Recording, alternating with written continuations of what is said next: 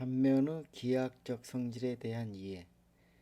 단면의 기하학적 성질은 우리가 구조 부재를 설계할 때 단면을 어떠한 모양으로 설계를 했을 때 가장 구조적으로 유리한가를 판단하게 해주는 그런 역할을 합니다. 단면의 기하학적 성질에서 우리가 사용하는 용어 중에 대표적으로 단면 무슨 모멘트라는 용어가 있죠. 모멘트는 물체를 회전시키려고 하는 힘의 작용을 의미하는 것이고 힘 곱하기 거리로 구성이 되죠. 그래서 힘이 있고 거리가 있으면 회전력이 발생한다는 것입니다. 단면의 기하학적 성질에서 사용하는 용어 중에 단면 무슨 모멘트, 단면이란 용어가 들어갔다는 얘기는 모멘트에서 힘 대신에 단면적, 즉 면적이 들어간다라는 것을 우리가 유추해 볼 수 있습니다. 그래서 단면 곱하기, 그러니까 단면적 곱하기 거리의 형태로 구성이 되는데, 거리를 한 번 곱해줄 것인지, 한 번 곱해주면 거리의 1승이죠, 1승. 그럴 때는 단면 1차 모멘트. 거리를 두 번 곱해서 제곱 형태가 되게 되면 단면 2차 모멘트라고 정의를 합니다. 그래서 단면 1차 모멘트는 일반적으로 우리가 알파벳 문자 중에 G 혹은 Q라는 알파벳 문자를 사용을 하고요. 단면 2차 모멘트는 I라는 알파벳을 사용을 합니다. 그러면 단면 1차 모멘트는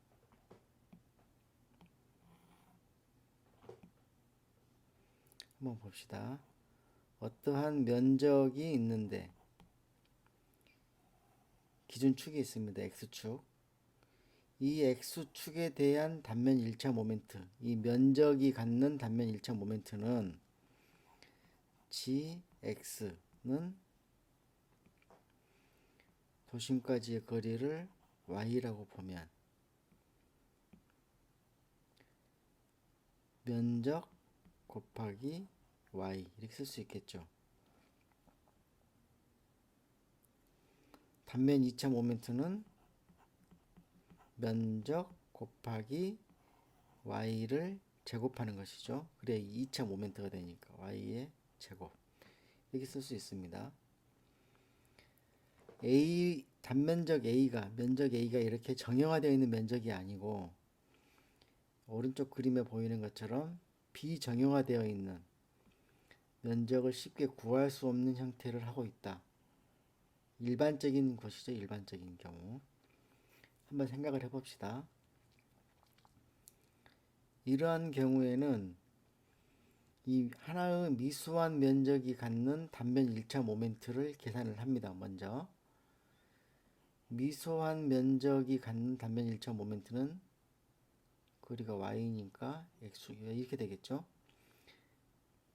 이 녀석을 전체의 면적에 대해서 적분을 한다는 얘기죠. 다시 얘기를 해서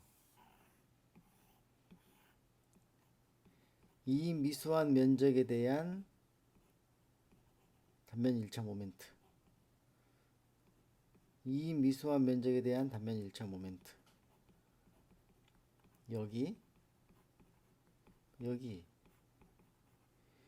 이러한 값들을 다 계산을 해서 더해주면 이 땅콩 모양의 면적에 대한 단면 1차 모멘트를 구할 수 있을 것이라는 것이죠. 기본 개념이. 얘를 그럴듯한 수학적인 식으로 써보면 gx는 미소 면적 하나에 대한 단면 1차 모멘트를 계산하고 얘를 전체에 대해서 적분을 해준다라는 뜻이 되는 겁니다. 쉬운 개념에서 단면 2차 모멘트는 어떻게 되겠어요? 얘가 y의 제곱이 되는 것이겠죠. 그래서 ix, x축이라고 보면 ix는 미수한 면적에 대한 y의 제곱, 단면 2차 모멘트를 계산하고 이 녀석을 전체 면적에 대해서 더해준다라는 개념으로 이해하면 될 것 같습니다. 좌표 축을 정의하는 문자는 만약에 이 축이 단면의 도심을 지나고 있다. C 그러면 XC, YC라고 쓸 수 있을 것이고 도심을 지나고 있지 않은 어떤 축이다 라고 한다면 그냥 X축, Y축이라고 쓸 수 있을 것입니다. 다시 돌아가서 그러면 면적이 이렇게 있는데 이번에는 YC축이 있다라고 생각을 해봅시다. 도심을 통과하고 있습니다.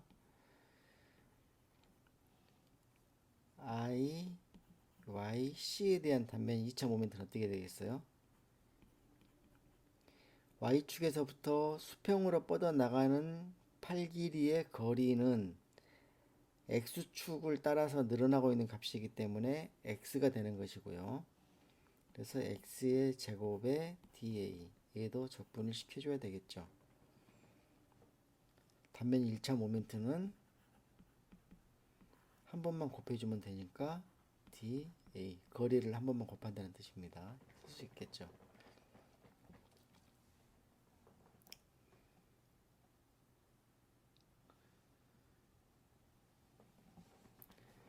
이 단면 1차 모멘트는 주로 어떨 때 사용하냐면 도심을 구할 때 사용을 합니다.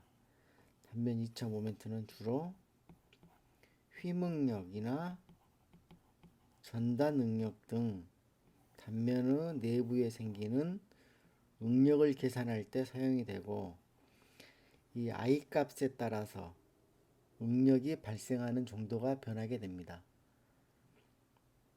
그래서 주요한 용도는 응력을 계산할 때 사용이 된다.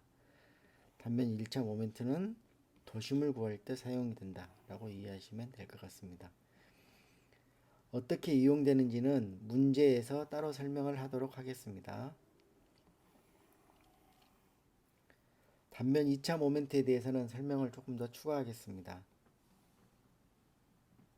한번 봅시다.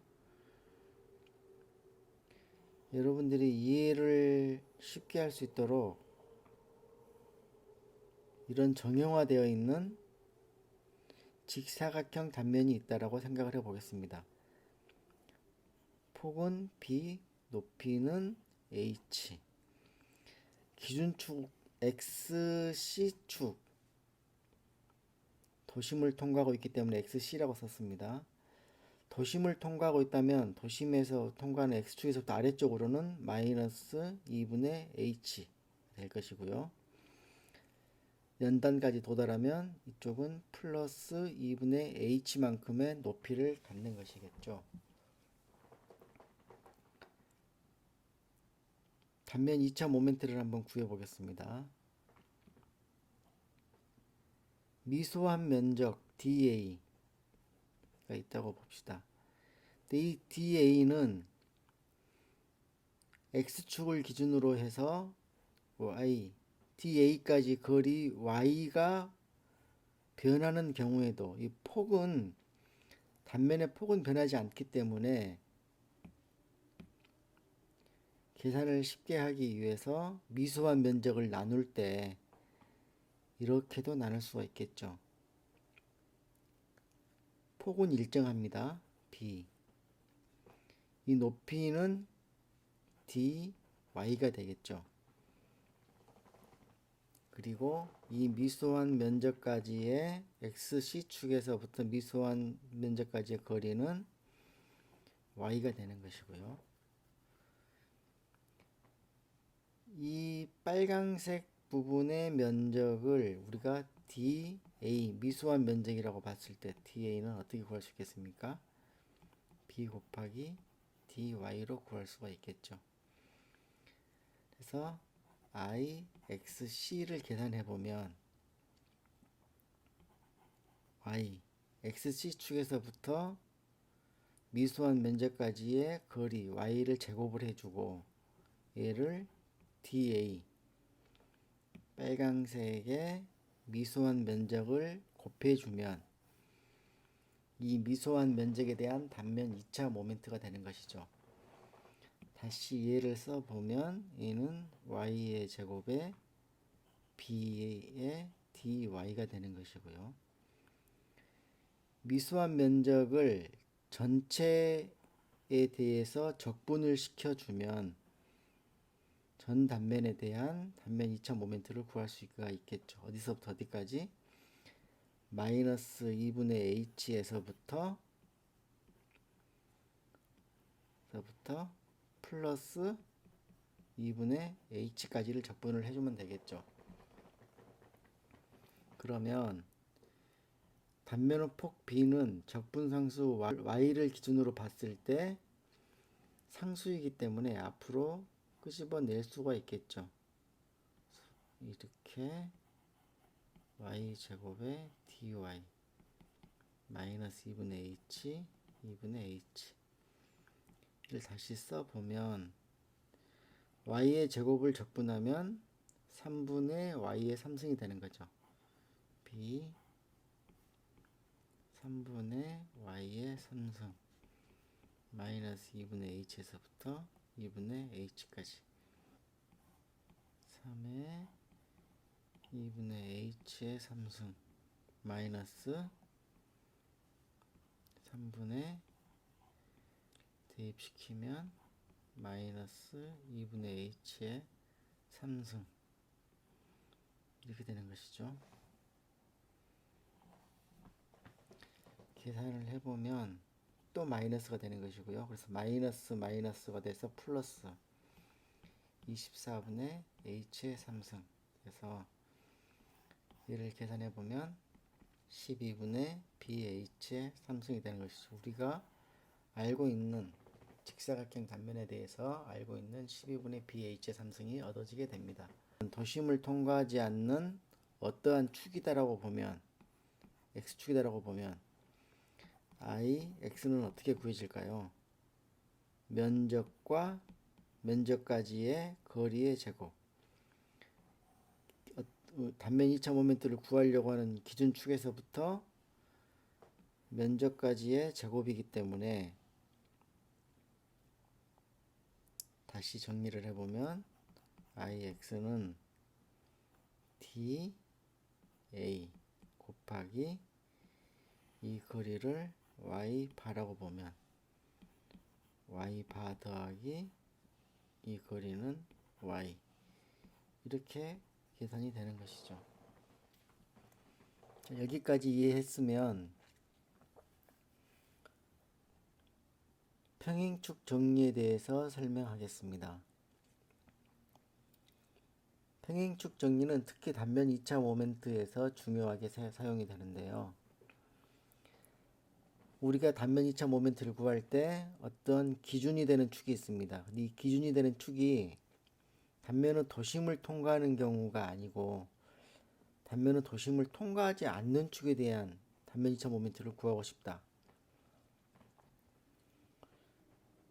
그래서 IXC를 구하는 게 아니고 IX를 구하는 거죠.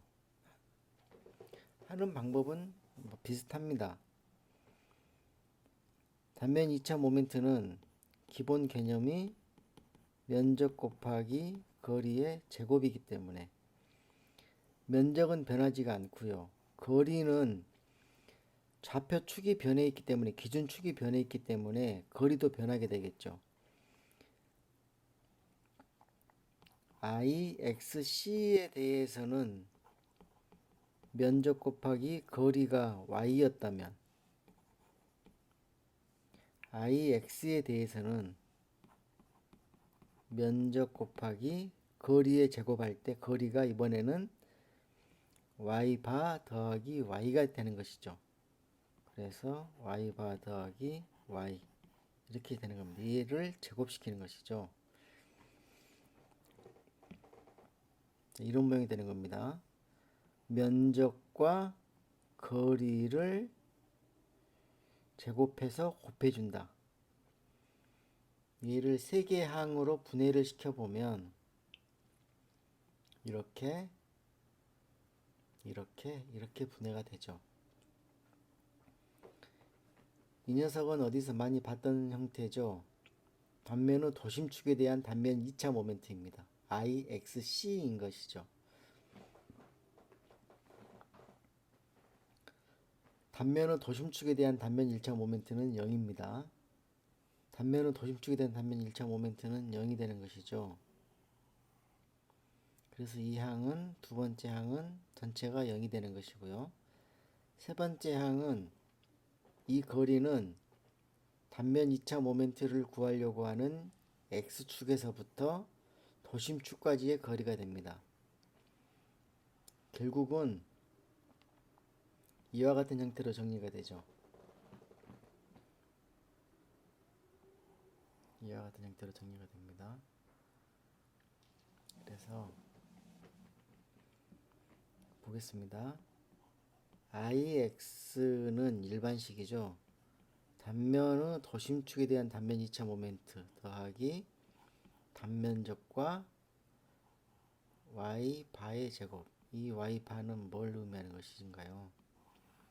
면적이 있을 때 도심축이 있고 도심축이 아닌 어떠한 축이 있다면 이 응력을 단면 2차 모멘트를 구하려고 하는 축과 도심축과의 사이에 떨어져 있는 거리를 의미하는 것이죠. 얘가 Y바 제곱. 우리가 단면 2차 모멘트, 이 직사각형 단면에 대한 단면 2차 모멘트를 계산했는데요. 도심축에 대한 단면 2차 모멘트를 계산했었죠. 이번에는 도심축이 아닌 경우로 한번 생각을 해봅시다. X축. IX는 어떻게 구할 수 있겠습니까? IXC 더하기 전체 면적 곱하기 이 거리 Y바의 제곱이 되는 거죠. 얘는 우리가 알고 있죠. 12분의 BH의 3승 더하기 BH. 여기서 Y바는 X축이 사각형 단면의 밑변과 접하고 있기 때문에 Y바는 2분의 H가 되는 것이겠죠.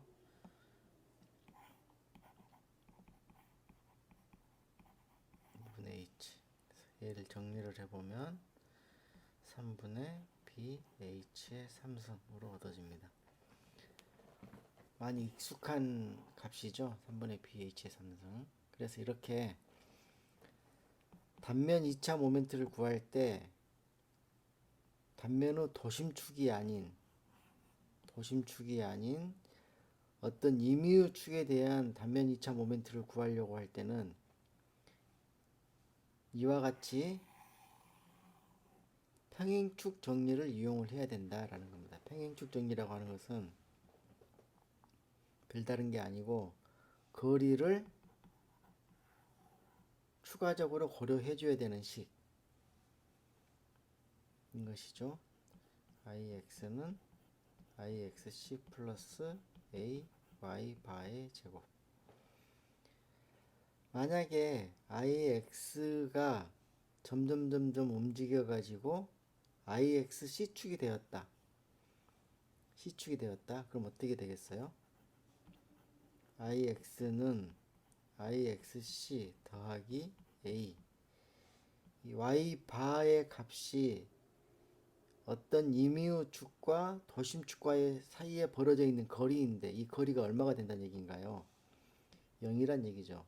두 개의 축이 겹쳐 있으면 0의 제곱. 그래서 결국은 IX는 IXC가 되는 경우죠.